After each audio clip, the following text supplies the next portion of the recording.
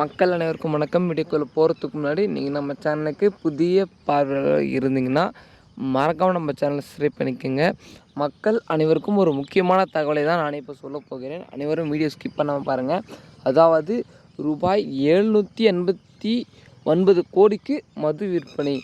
ஏங்க இப்படி போனால் நாடு எங்கேருந்துங்க முன்னேறும்?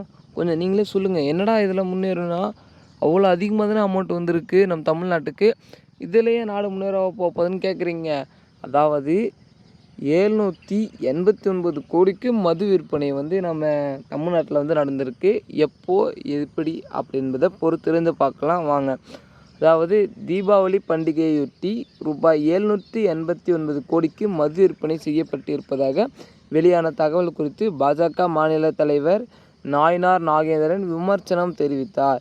இன்று அவர் கூறியதாவது, மழை வெள்ளத்தால் அங்கங்கே சாலை போக்குவரத்து பாதிப்பு ஏற்பட்டுள்ள நிலையில் டாஸ்மாக் கடைகள் மட்டும் எவ்வித சேதமும் இல்லாமல் மதுவை சிறிதும் தோய்வின்றி விற்பனை செய்து கொண்டிருக்கிறது. இதுதான் திமுக அரசா? இதுதான் நாடு போற்றும் நல்லாட்சிக்கான இலக்கணமா என விமர்சித்துள்ளார். மக்கள் அனைவரும் இதை எப்படி சொல்கிறது, ஒரு நோட் பண்ண வேண்டிய ஒரு முக்கியமான தகவல். அதாவது தமிழ்நாட்டில் மட்டும் இந்த தீபாவளியை முன்னிட்டு 789 கோடிக்கு கிட்ட மது விற்பனை அடிச்சிருக்கு. ஆனால் சென்னையில் மற்றும் அதர் சில பகுதிகளில் ஆங்காங்கே தண்ணிகள் தேங்கி மக்கள் அவதிப்படுகிறார்கள்.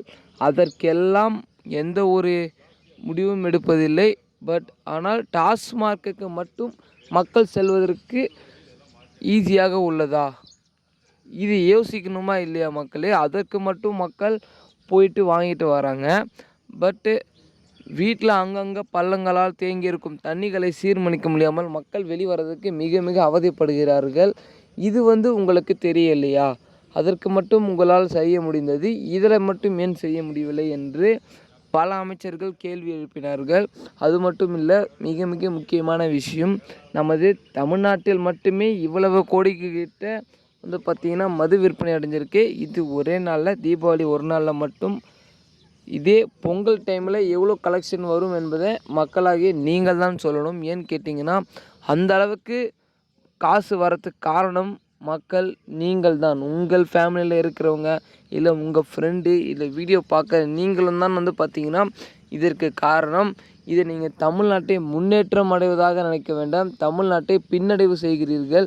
அதாவது தமிழ்நாட்டில் இவ்வளவு கிட்ட குடி மாந்தர்கள் இருக்கிறார்கள் என்பதை இதன் மூலமாக தெரிந்து கொள்ளலாம். மக்களை யாரும் அதில் இறங்கி விடாதீர்கள், அது மிக மிக ஆபத்தானது. மற்றும் இது தொடர்பான அரசியல் செய்திகள் தெரிஞ்சுக்க மறக்காம நம்ம சேனலை சப்ஸ்கிரைப் பண்ணிக்கோங்க. ஓகே மக்களே, அடுத்த வீடியோவில் அடுத்த காணொளியில் சந்திக்கலாம். நன்றி, வணக்கம்.